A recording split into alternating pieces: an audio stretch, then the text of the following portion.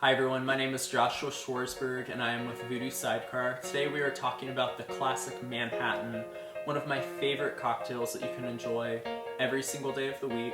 Today I'm going to be using Old Forester Rye, Cocchi di Torino, and Angostura bitters. I'm going to be throwing some of my own magic in at the end, but let's get started.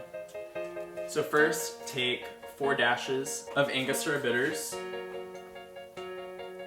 I'm going to do 3/4 of an ounce of Cocchi di Torino, 2 ounces of Old Forester Rye. Add some ice and stir.